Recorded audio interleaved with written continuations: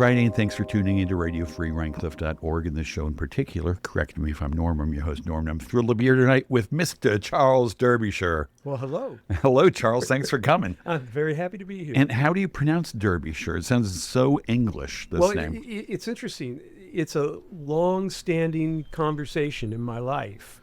Oh, and good. And which I was set straight. I mean, from West Virginia, we called it Derbyshire.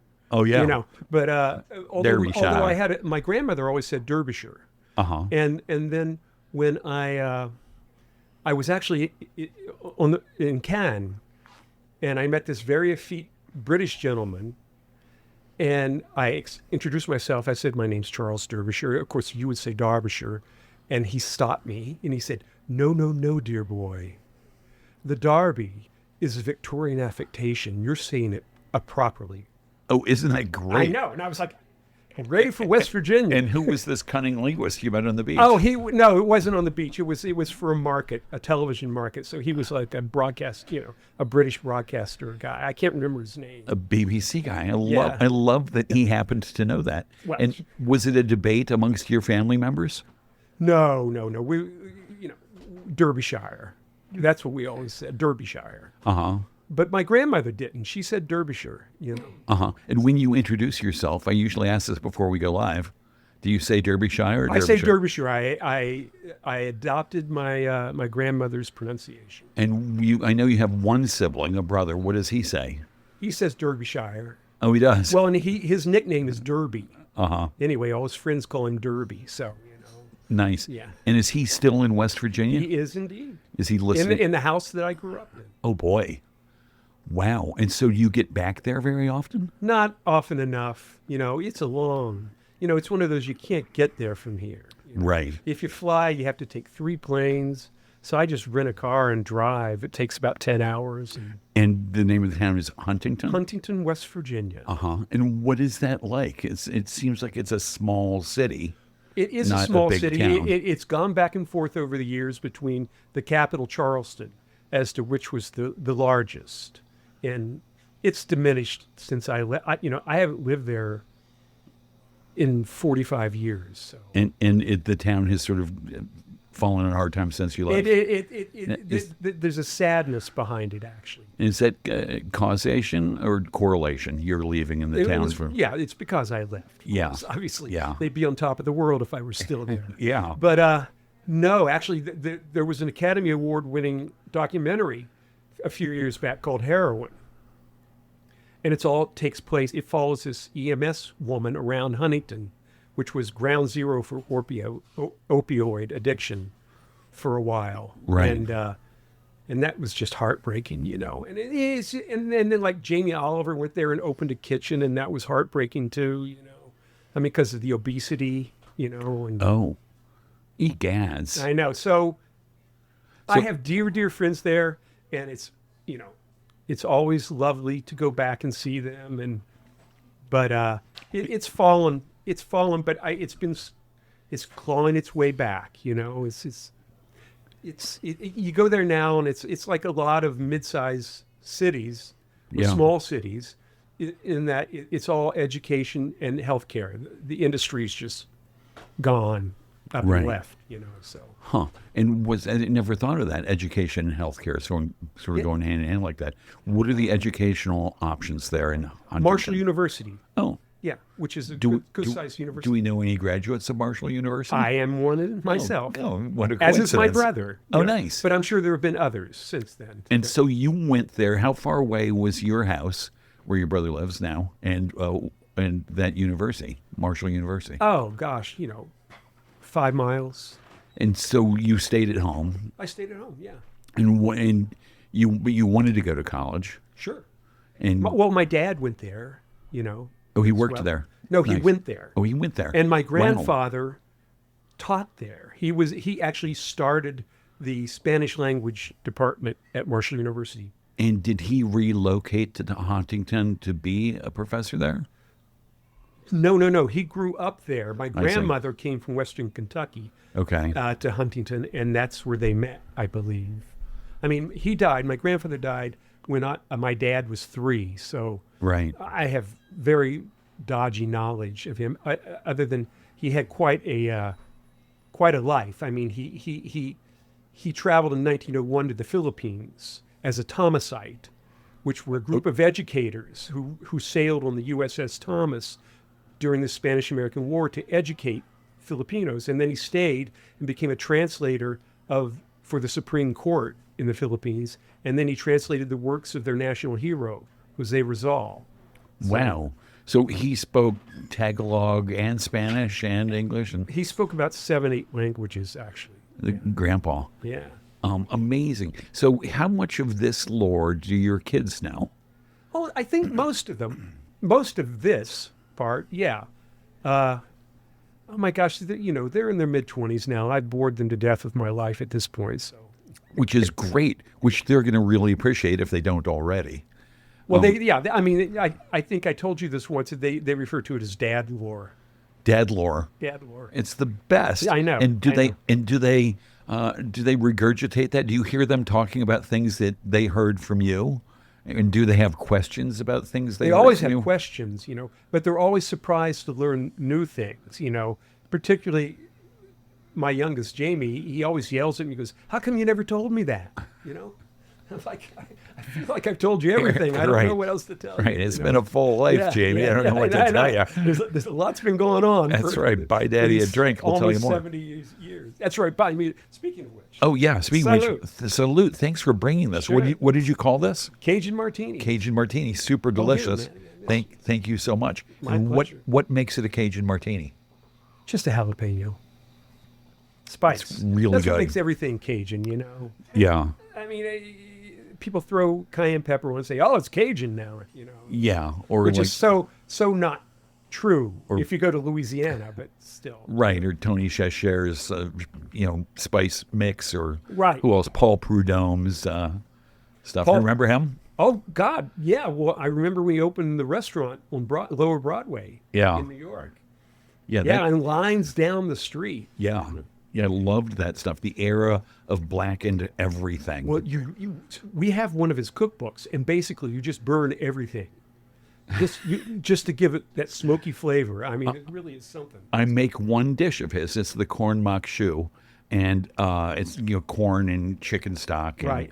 onions and jalapenos and cayenne and sugar, Sure. and you burn everything. Once it's And- charred and like then, that, you got to sweeten it. Then with you something. add more chicken stock and you Right, deglaze. Right. Oh, right. It's but yeah, the recipe is like just keep burning The it. whole cookbook is like that. That's It's hilarious. Unbelievable. Yeah. And you like to cook? You're a cooking enthusiast. Yeah, I do. I mean, and since I don't have much to do now because I sold my business, I cook a lot. And is there any rhyme or reason to what you choose to cook? Mood and what we have, and It sounds like- I mean, I grew up. I have the true Appalachian, ethos of nothing goes to waste. Yeah. So if there's something in the refrigerator, I'll find something to make with it. Right. But I mean, but I do. I have, if I may say so myself. Yeah, well, that's why 'Cause you're, I that's don't why think you're I'm here. looking at the two of you, and I don't think either of you are going to say it. So, I make a damn fine gumbo. Oh, Yeah, nice. I make a damn fine gumbo. And is it a Paul Prudhomme recipe? No. It's one I made up with help from a friend of mine who grew up in Louisiana, in Southwest Louisiana, where they actually make gumbo. Rather than Creole cooking in New Orleans. And what kind of stuff you put in there, like crawfish? Well, I put crawfish tails. I make the same gumbo all the time: crawfish tails, oysters, and andouille sausage. Uh-huh. And And where do you get the crawfish tails from? Adams. Seasonally available. I'm No. guessing. The frozen crawfish tails. Oh, really? Yeah. Huh. Oh no, my freezer in the basement. Oh, that's serious. Yeah. Is it like a top load, one of those big Exactly. rectangular top loading jobbies? It is filled with frozen oysters and frozen crawfish tails. Uh-huh. That's pretty good. Yeah. No, you got to have them on hand. And you said you like Appalachian people, you do nothing goes to waste. Do you sort of identify with Appalachians? Is Huntington in that mountain area? Oh yeah. Oh no, it's the people there are Appalachian. Okay. So, I mean, Huntington is a little more diverse, and I mean it's a railway stop, and it's on the Ohio River, so it's more metropolitan as far as West Virginia goes, anyway. Right. And also it has a major university there, So, yeah, I mean those people are, I mean, there's the hillbilly aesthetic and myth. Actually, strangely enough. Oh yeah, don't bring up J.D. Vance. No. My grandmother, Who came from Kentucky? no. This is my mother's mother. Okay. Who grew up in outside of Huntington, way out in the country on a farm. Please, what was the name of the town, if you remember? Ousley's Gap. I'm glad I asked. And there was a railroad stop there called the railroad stop was called Inez, and she was Mary Inez Swan Hatfield, and she married Robert Swan, but Robert Swan McCoy. But her great grandfather was Devil Anse Hatfield of the Hatfield McCoy. Yeah. So I have that lineage. So. Yeah, completely hillbilly. Perfect segue to, do you have any local feuds that you want to air right now in this station? Oh, not publicly. No. Yeah. But was that, I mean, I know a little bit about that, mostly from like the cartoons and stuff. Right. Did that lore loom large in your upbringing in Huntington? No. It was a few generations removed, and that branch of the Hatfields stayed in southern West Virginia. And my grandmother's group moved north to towards Huntington. So. And what is southern West Virginia like? It's really impoverished because it's coal. It's coal country, and so once coal left, everything just fell apart. And it's there's a great documentary called "The Whites of West Virginia," and it's about this poor family who live down there, and they just get caught up in the opioid world. Wow. I mean, West Virginia has been hit hard by the opioid addiction crisis because the mafias, evidently, if there are mafias, of course, but the mafia from the drug dealers from Detroit just ship it right down into Appalachia because it's easy to unload it. Yeah. Egads. It's rough. I mean, it's a tough place to. It's always been a tough place to live. I mean, it's like even when JFK ran for president there in 1960. And then all of a sudden, West Virginians are getting. West Virginians always had home gardens and canned and just kept stuff. They just lived that life. Right. And then all of a sudden they started giving them food stamps. And they're like, well, what do we need? So then they just stopped doing all that sustainable living that they had done for generations. So right. But just it's the most lovely. The people are so lovely. I mean, they certainly fit a lot of the stereotypes of what you think, but a lot of them will surprise you. I mean, Anthony Bourdain actually did a great show down in southern West Virginia, and about how surprised he was by, I mean, it's poverty and football and, it's all these things, and guns and four-wheelers and, right. It's all that stuff. And not stuff that, obviously I've been away for 45 years, so it's obviously not stuff that I was enamored of. But did you grow up like hunting and? Never grew up hunting. I had a BB gun, right. And I was in Boy Scouts, so I shot, 12 gauges and stuff like that. But I never had much interest in guns, Right. So it's an interesting place to have been from, And this accent you have now, is that the accent you had when you graduated high school? No. I'm sure I had more of a twang. I mean, I studied acting for many years, so I worked on, smoothing out the edges, which probably who knows whether that was a good thing or not. I could have been a famous character actor if I hadn't done that. But It's like, well, Walter Brennan was on his last. no, I last, you know. actually I have a dear friend, and we were in his building. In the basement, they had squash courts, and we were playing squash one day, and we went up and changed, and then we were going to get some lunch, in his apartment, and I said, I need to call my mom. So I got on the phone and I called my mom, and I talked to her for a few minutes, and I put the phone down, and I looked up, and he was staring at me, and he goes, boy, when you talk to your parents, you get real Southern. Can you give us a sample? No. I'd only embarrass myself. All right. Well, then just in general terms, what are some of the defining characteristics of the Huntington, West Virginia? Well, Appalachian, Appalachian Okay. in general is different than the South. In the South, there's a drawl, but in Appalachian, the mountains, it's all Scots-Irish up there, the immigrants, and it's clipped. And it's like, you talk like this, and you talk through your nose, and you talk fast, and you drop out the ends word, and, but rather than if you're in Virginia, you're like, you talk like this, and then, and so it's different. It's much different than most Southern. Right. And dialects. you said you went to acting school. Did you go undergraduate to acting school as well? In undergraduate, I studied English, theater, and history. Nice. And then I went to graduate school, not that it was going to help me lose my accent, because it was in Chapel Hill, North Carolina. And you wanted to go there? It was one of the it's like I auditioned a lot of places, and I got into a few, but that was the one that was the most affordable to me. And it was a really good school. I mean, they had a working theater there. The Playmakers Theater is still there. And and also, I played high school basketball. So who doesn't want to go to the University of North Carolina if you're interested in basketball? Right. And were you a high school basketball star? Somebody said you were.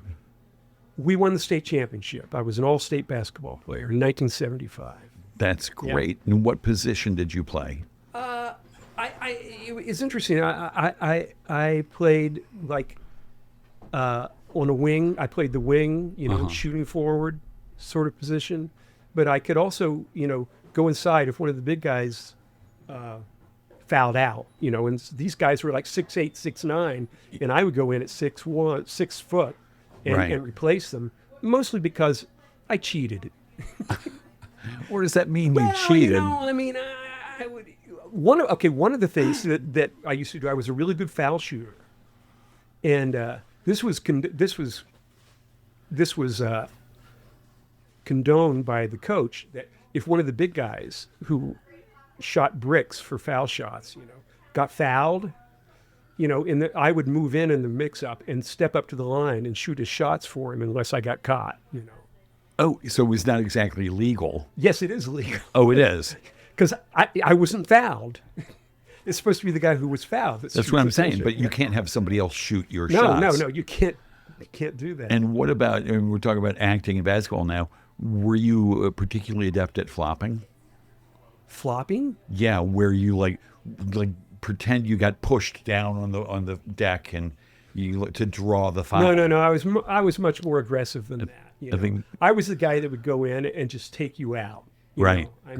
I was pretty substantial. You're solid now. I'm solid now. I was solid then. A lot less solid. So we're talking high school. You like 6 foot and 200? No, not even. Right. But yeah, I was like 170 or something like that. So. Right. But and I would do stuff like if it was a jump ball, I was really good at the early jump, that I would get the ball going up. Right. It's like, look, okay, yeah, you can't do that. It's a rule, you can't do it. But it's only, laws are only as good as the ability to enforce them, So I see. Yeah, so now we're getting into the MAGA agenda. Well, here. this is how we won the state championship. We were an all-white team. Right. But is West Virginia especially diverse? It doesn't, in my mind, it's pretty much well, white. there are black people and Hispanic people, and I mean, yeah, because of the mining opportunities that were there. Okay. But also, I mean, I mean, West Virginia is interesting because, like Hal Greer went to Marshall University. He's one of the first big black standouts in the 50s in the NBA, and he went to WVU. And then, I mean, oh shoot, I can't remember his name. He played for Marshall. He was one of the best. He was one of the best ends in the NFL. Uh-huh. And I mean, there are black people there, and obviously, in a sport like basketball, there were a lot of black guys who played other teams. Right. But where I went to school, we didn't have one black student. Right. So that we played with what we Which is had. not unusual for places like that and towns like that. No, we and were Hoosiers. States like that. We were like Hoosiers, Yeah. Yeah. I mean, and it was, I remember going back for my 10th high school reunion, and they had a big screen in the bar where they played the championship game. And I'm just standing there with a beer watching it. And the coach is still alive then, Bill Dan Ray. And he comes up and stands next to me. And I just looked at him and go, I don't know how we won this game. It was pretty crazy looking. But Yeah. the thing of it is, we had 5 seniors. I was one of the 5 seniors. And by the time we got to seniors in high school, we've been playing basketball together for 8 years, So Right. we all knew each other. So, we were a good team. Amazing. Yeah. And do you keep in touch with any of those other seniors who were on the No. I mean, as a matter of fact, I actually missed my 50th high school reunion last fall. And I was sad. I was going to go, but no, I haven't kept in. I mean, over the years I have, our paths have crossed and everything, But Right. there is something special about that when you that happens to you at that age, Yeah. And there is a closeness that can't be. You can't make it up because it's a closeness of being together and doing something together. Yeah. That makes you tight. And I was sad not to be able to go. I couldn't make it, but Right. And, But, and team sports pretty much just like disappear after high school or college if you're lucky enough. For most people. For most people, yeah. I mean, obviously, yeah, because then the bar, once you get to college, the bar just jumps up. Did you have any aspirations to play college ball? No, I knew I wasn't going to be good enough to actually, play. Did Marshall have a team? Oh, Marshall had a team, but they had a really good team. Okay. Marshall used to go to the NIT regularly. Uh-huh. So, I mean, back when the NIT meant something. Yeah. But So you've got 2 sons. Is there a basketball hoop above the garage door on your house? no, our neighbors across we live in a cul-de-sac, and across the cul-de-sac, they had a basketball goal, and so the Amy's, and so Charlie just has no aptitude for sport, Uh-huh. Although he's a beautiful skier, and he's quite a mountaineer too. Wow. And Jamie, the moment you put a stick in his hand, you knew he was going to do something. Right. That became, I mean, he was actually pretty good at other sports, and he didn't like being on a team. So, But he was on, I happen to know. well, but 'cause- tennis is not a team. How so? Well, you walk out there and it's you and the guy across the net, Well, unless you're playing doubles. Well, unless you're playing doubles. But it's still not much of a team sport. Right. Huh. Well, so that must have been fun to watch one of your kids sort of excel at a sport. Yeah, no, it was, although he would, a lot of times he wouldn't let me watch because it just made him nervous. I don't know why. So you're sitting in the car 100 yards away with binoculars. Most of the time I would be sitting in the shop, Oh, and John Gauthier would be texting me the score oh, that's so because he was sweet. there watching it. That's so sweet. Yeah. John Gauthier, who was a tennis pal of ours and Right. And a super nice guy, and passed away. And you bring him up, and it's nice to hear his name. He was such a wonderful guy. He was my best friend after I moved here. Right. And he was just no one like him. You know, he was just. Yeah. I miss him every day. But Oh, I'm sorry. yeah, well, you know. He was renowned. One of the things he did that everybody loved, because we played in this thing. What's it called on Sunday? Fat old men's doubles. Fat old men's So if you're doubles. fat and you're old and Yeah. you like doubles, come on out You're on more Sunday than morning. welcome. Right. If you're young and thin, and we'll forget well, you about can come, but we'll look at you funny. Yeah. Yeah. But John would bring this whiteboard. Yeah. Because often there would be like 7 guys there or 11 or whatever, and would try to rotate. Right. And the rotating would get complicated. He had this whiteboard. He figured it all out. Right. No.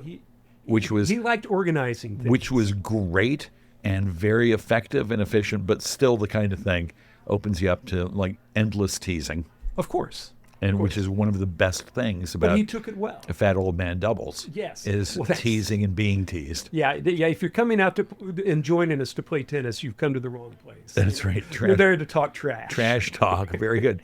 Do you remember being a trash talker when you were a kid? Oh my gosh. Well, in basketball. Yeah. Oh my gosh. Yeah. You know what was the worst was playing the Catholic schools. They were the nastiest guys. I mean, they brought your mother to, unbelievable, because you'd just be under the basket and they just be whispering in your ear and just all this stuff, Do you remember any of their, Oh, no, especially? no. That seems more like taking the fifth than honestly not That's remembering. right. That's true. That's true. No, I mean that was the thing. That's the other thing about being playing on team sports is that, it's no one's ego gets out alive. Everyone gives each other a hard time. Right.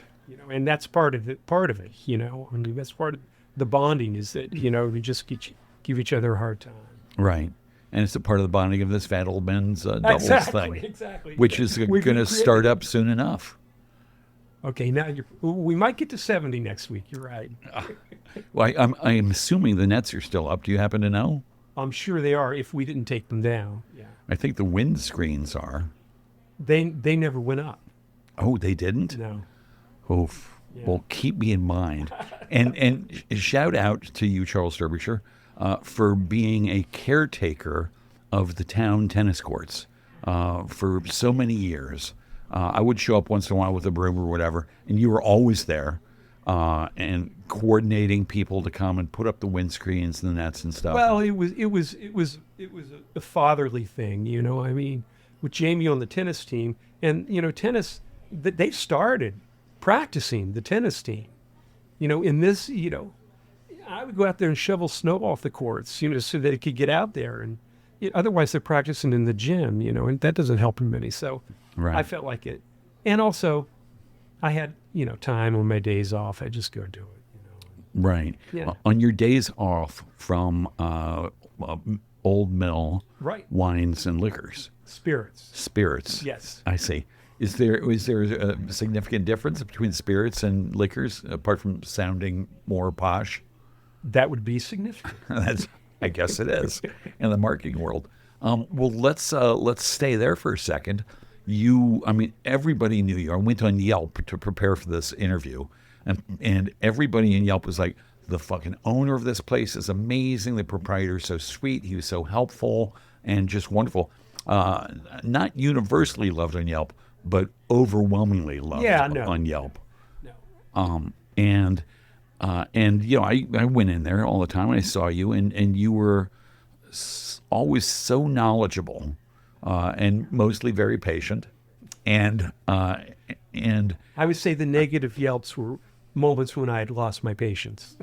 And as a father of 2 and a married man of 40 years. How long have you been married? Not 40. Well, no. What are we at now? 23. Anyway, Yeah. that's great. Congratulations. Thank That's you. quite a feat. We lose our patience. It happens to people, and especially, I've never worked retail because my patience is really not my strong suit already. Here's what I've always said is that the best thing about owning a shop are the people who walk through the door. And the worst thing about owning a shop are the people who walk through the door. Right. So, you get what you get, and So you ran that place for a number of 20 years. years. 20 years. And within the last year, you left. You sold November. it. Yeah. Okay, within the last like 4 months. Yeah. You sold it. Yeah. And you left. And this thing that you'd run for a couple of decades, a significant portion of your life, Sure. is now in somebody else's hands. Right. I don't know who their interior decorator Very nice is. guy. Well, That's yeah. great. But your place had such a lovely design sense. I mean, it was so wonderful and warm and homey, and this place is not quite that. No, it's brighter and cleaner. Ugh. You know. Yeah. How do you feel being out of this business that had defined you and introduced you to everybody in town? Well, listen, this is 20 years. That's the longest I've ever held a job. Right. And of course, I had to hire myself to do that. You know, so. Solid Yeah. idea. But it's fine. I was ready to do something else. I mean, to your point about the Yelp thing, I mean, it became more and more difficult for me to be patient with people Right. when they would come in. And I thought, well, then I shouldn't do it if I'm going to be, impatient with people, So I was happy to take it. I mean, 20 years, It's a good and run. the kids are graduated and off doing their stuff. And, so I was happy to walk away. As I said to people over the holidays, it was the least stressed I've been in 20 years at the holidays. Because in retail, the holidays are a stressful time. Yeah. You know. Especially for a liquor Yeah, purveyor. yeah. So I'm sorry. So that a felt really spirits good. purveyor. Spirit, yeah. Would you stop with the liquor? Yeah, sorry. Well, so I totally get that, no stress, but you must miss some parts of it.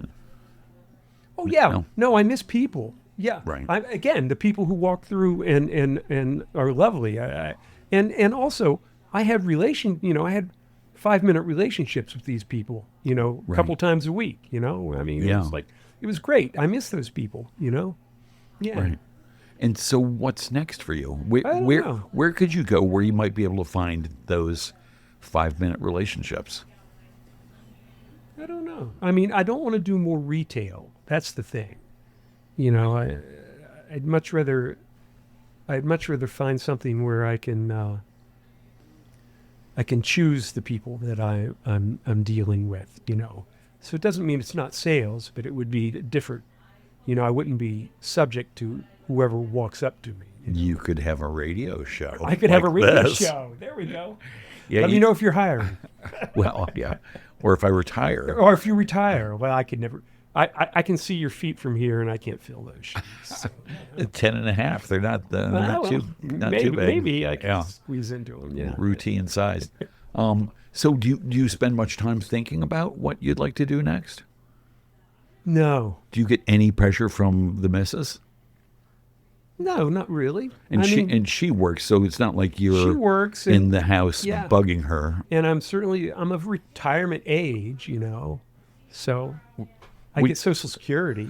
Oh, you do? Oh, yeah. Oh, nice. So, and I mean, both of us, Sarah and I, have been very,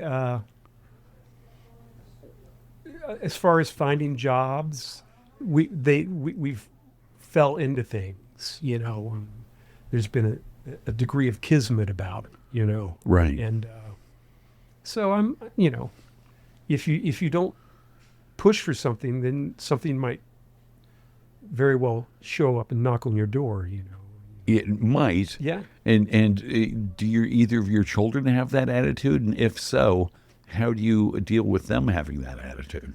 No, I mean, Jamie a little bit. I mean, he's gone to Cairo and is helping people. Isn't it pronounced Cairo? Yeah. Across the river in Orange County. Or not Orange. Is it Orange County? Yeah. I think it's Orange County. I think it's, is it Green? Green County. Yeah. Green County. Right. I knew it was a color. Yeah. Yellow County. Yeah. So this is your youngest son. Yeah. Who was such an amazing tennis player.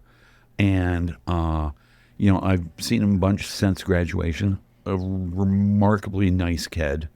and hardworking and smart and just really like, oh, good. I'm happy to know this kid, and I'm happy that my kid is friends with this kid. They're very close. And he's gone to Cairo, Right. over there in Right. Egypt. Which is a little disturbing right now, you know.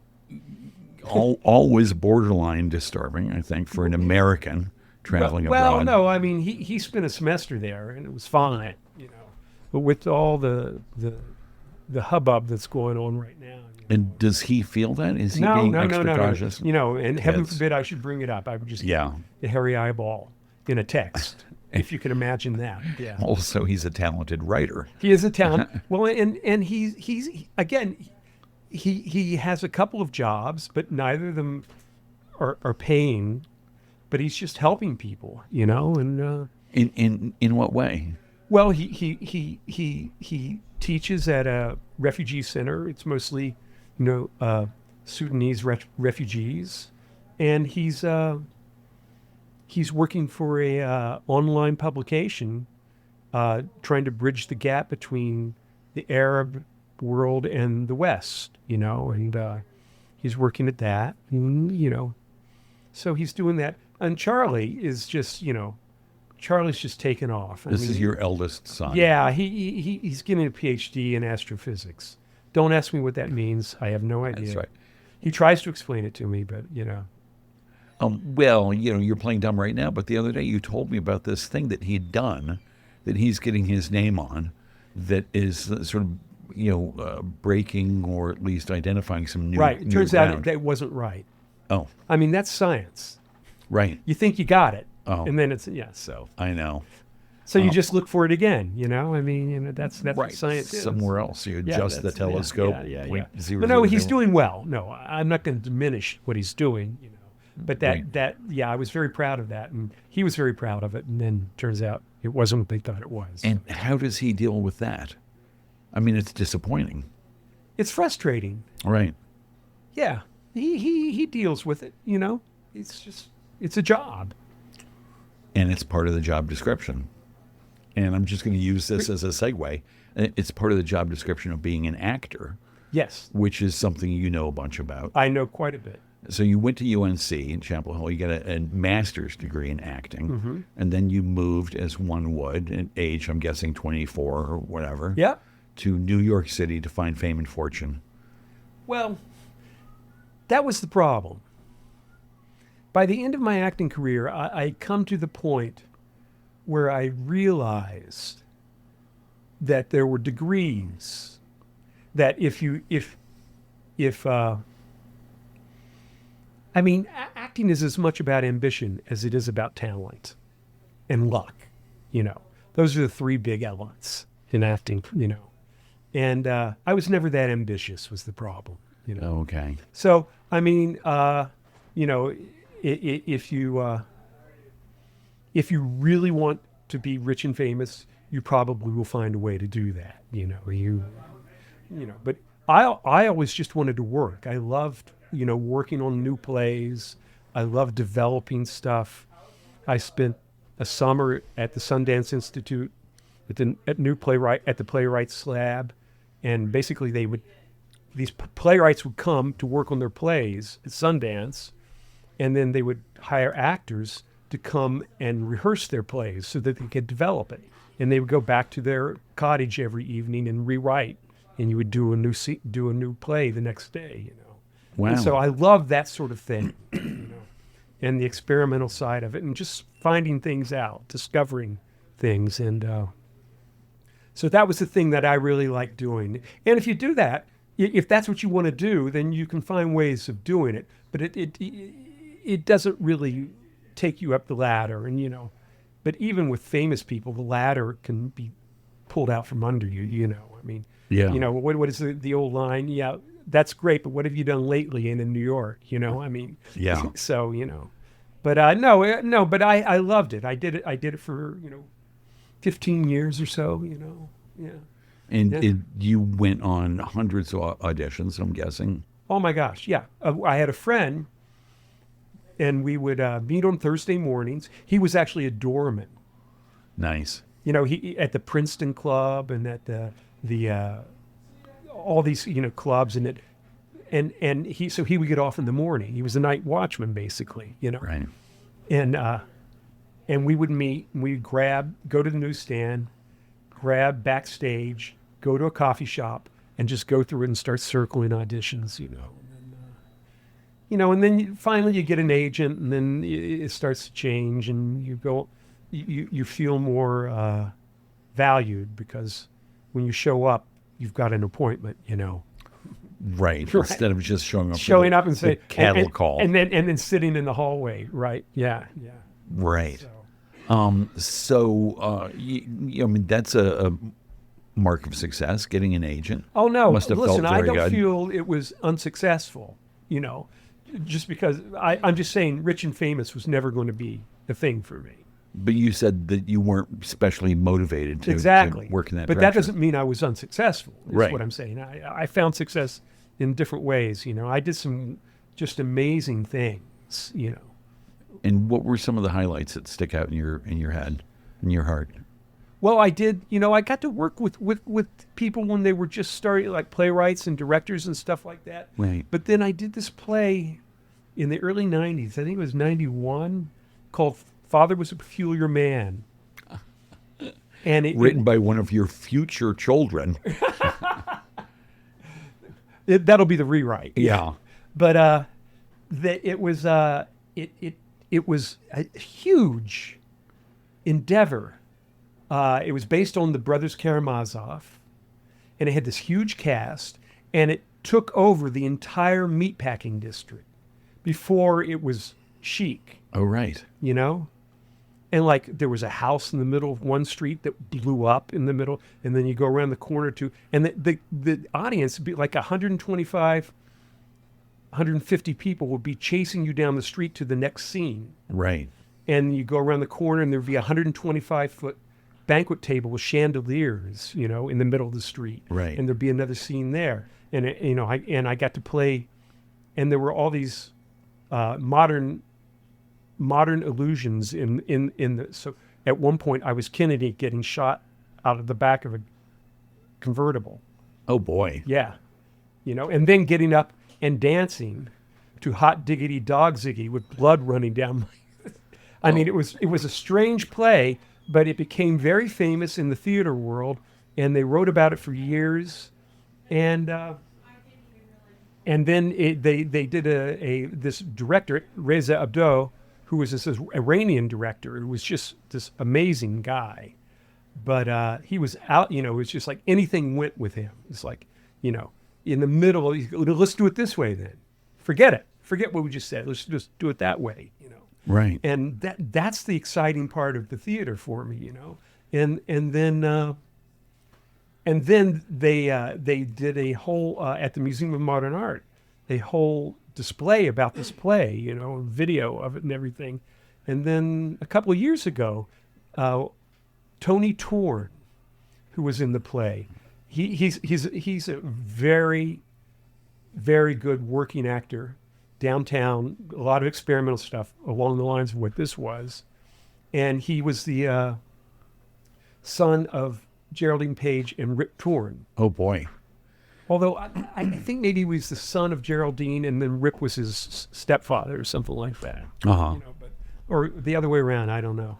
But really nice guy. And he took they filmed it every night. So for a month and a half that we did this play, they filmed it every night. And then they had all this footage, and he got his hands on all the footage and cut together a 2-hour film of the performance. Oh, no way. I want to see that. Well, I think you can see it online. They did a screening at the Film Archives down in the East Village that I went to, and Right. I'd never seen it, obviously. Right. So it was really wild to see it, What a blast. It's really out there. What a wonderful thing to have been involved in. I mean, it It was really exciting. And working with really cool people and also this Reza, he's died since, unfortunately of AIDS, but boy, it was something, It sounds beautifully avant-garde. Very avant-garde. And what year was this? Like 91, 92. I can't recall exactly. Uh-huh. But that's what happens at this age. You can't recall. I can't recall. Do you feel that? Do you feel the memory cells just dissipating, going away? No, I Whatever mean, the word the is. memories are all there. It's like it's coming up with a name or a word. And Right. then all of a sudden, you count to 3 and I'll come up with it. Right. Huh. Well, so at some point then you decided that you were not going to pursue that. You're not going to indulge your passions for that any longer. And what was next for you? Well, I mean, I did a lot of other things. When you're an out-of-work actor, you find a lot of other things to do. Like I helped this guy who designed all these restaurants in the 80s, and I helped him design these restaurants and start them up. And then I worked for this nonprofit organization. What was that called? Orbis International. Uh-huh. And they fought blindness. They had a DC-8 and then a DC-10 aircraft that they flew around the world, and they had an operating theater in the back of the plane, and they would invite the local ophthalmologists on board, and they would do surgeries and train these ophthalmologists in these developing countries. Amazing. And so I got to see the world. I got to go everywhere, and just the extraordinary circumstances that came of that. I mean, in 1989, we were in Beijing. And I was in Tiananmen Square when the students marched into Tiananmen Square. Egans. I was there for the whole Amazing. thing. Yeah, it was that just, and of course after that, all my friends accused me of being CIA for years after that. And, I was never CIA. there goes that question. Huh. So, I mean, I got to go a lot of places and see a lot of different things, Right. Yeah.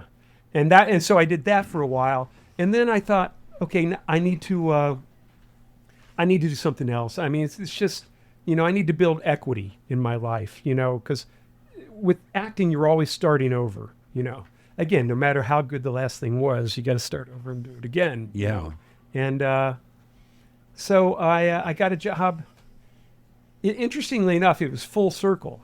When I was a senior in college and just a year out of college, I worked in a television station where I did a lot of different things. I was a cameraman for the news, and I ran the soundboard.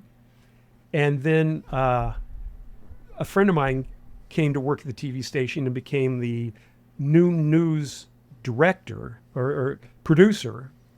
And he hired me, and I became the theater and film critic. Oh, and so man. I would go into the studio, set up the camera, and film my own reviews of these films or plays that I'd seen. And then they would air them on the new news. And so I started in television, and then I ended up finding a way back into television after acting. I became a television executive. Nice. And Bravo and other places? Well, Bravo, and then Bravo moved to NBC. And so I got to work at 30 Rock, which is, if you're looking for an address to have to go to work, that's a pretty good one. That's a good one, and you're looking out the window and there's the skating rink, Oh, nice. Yeah, so that was nice. And then I went to then the writer's strike came in the early aughts, and everything became reality TV. And boy, I didn't go to Bravo to do reality TV, Yeah. That was not my cup of tea. Still isn't, as it turns out. And so where'd you go after that? I thought I'll follow the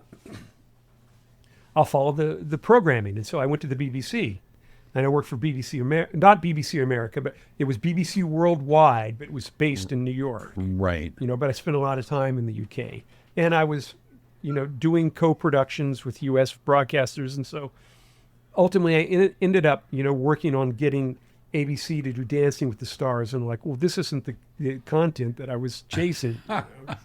So Are you a dancer?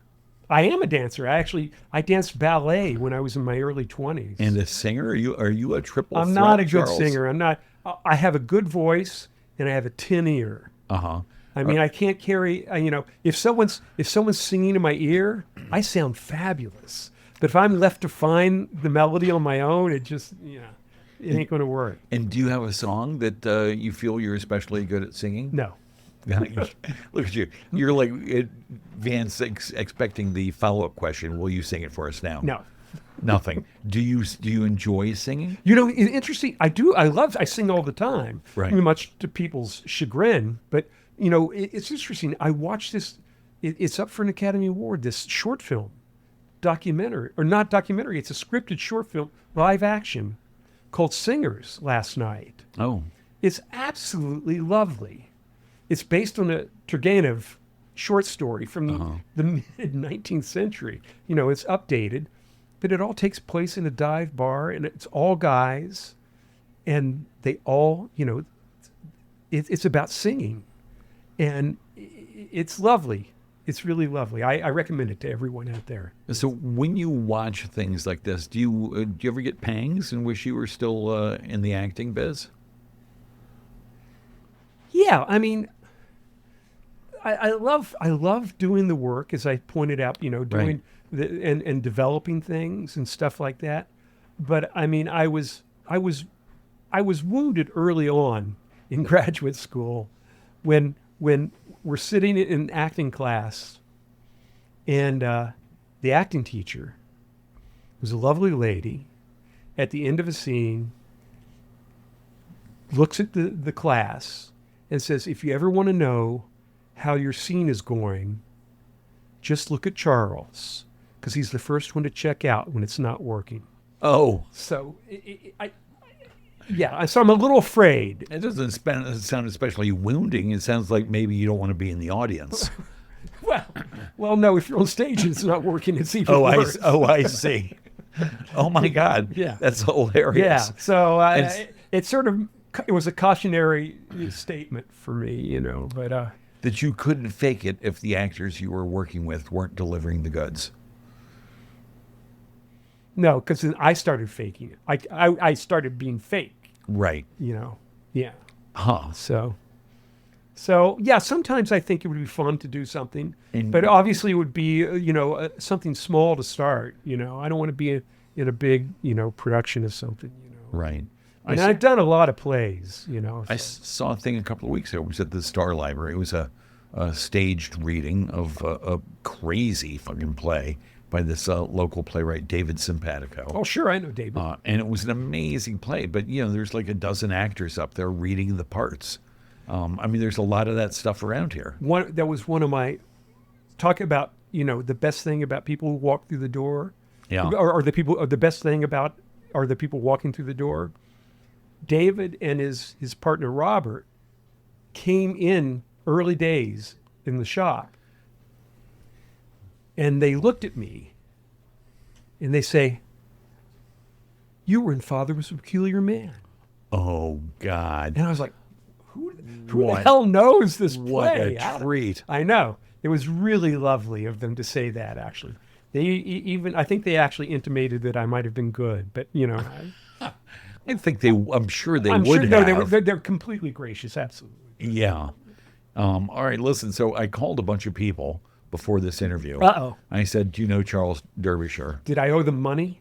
Most of them. Okay, fair enough. The rest of them said, "No, never heard of him. Why?" And you can't prove it.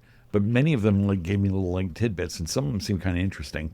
Somebody said you traveled around through the Carolinas and Kentucky researching for a New York City resident, researching barbecue places. Brothers Barbecue. I built Brothers Barbecue. Oh, you did? It was I went there all the time. An old Blarney Stone down on West Houston. I worked off of Eric. I worked at Hudson in Houston. Right. No, I built that restaurant. My God! And this guy, they called him Start Him Up Stan Tanker. Start Him Up Stan. He was this kid who grew up in Fort Worth, and his mother was a waitress, and he came to New York and became this restaurateur. And so he'd bought a 1957 Greyhound bus, and then that was tricked out as a camper. And so he and I got in this bus and drove all the way through North Carolina, stopping, eating barbecue, buying sauces, buying beat up old signs to put up on the wall, and taking black and white pictures. All the black and white pictures I took, of that. Yeah. That was fun. That was a fun couple of weeks, That's it. And so did you get free food at Brothers? I loved that Well, place. I managed it. Oh, you did? Oh, sweet. No, and not only that, I gave him the peach cobbler recipe too. And where did you get that from? Southern Living. Southern Living Magazine. Absolutely. Now, you bring up the South again, but it sounds like you sort of feel that Huntington was more Appalachian than Southern. Is Right, that but it what- skews. I'm sorry. Oh, I'm that's eating good. a jalapeno. Chew away. Chew closer to the microphone. People love Yeah, that. I'm sorry. And no, it really skews Southern. I mean, people are very proud of being south of the Mason-Dixon. Which is the Ohio River there. Well, yeah, and it's also I mean, it's right there. the Pennsylvania-West Virginia border is the Mason-Dixon. Well, that's the Ohio River, no? No, that's Ohio, and West Virginia is the Ohio River. Isn't Huntington on the Ohio River? Right, but West Virginia and Pennsylvania meet as well in And- northern West Virginia, and it's a straight line. And it goes across Maryland, and that is the Mason-Dixon line. I see. So the line leaves the Ohio River Yeah. and goes due east Yeah. across Maryland and stuff. Across Pennsylvania and Maryland and Delaware. Gotcha. Yeah. And as a kid, were you aware of sort of where the Mason-Dixon line was? And Oh, yeah. that you were Southern and No, it was a big and deal. that, No, I that mean- I was a Yankee, say, Yeah. living up there in Well, Cincinnati. yeah, all the way up in it's hard to call Cincinnati Yankees, but nevertheless. They do, yeah. But no, I mean that was our closest ballpark. I mean, I grew up going to see the Reds, Yeah. the Big Red Machine. You know? And if my math is right, you were a fan during the time of the Big Red Machine when they back won. when it was won worth being a everything. fan. Right.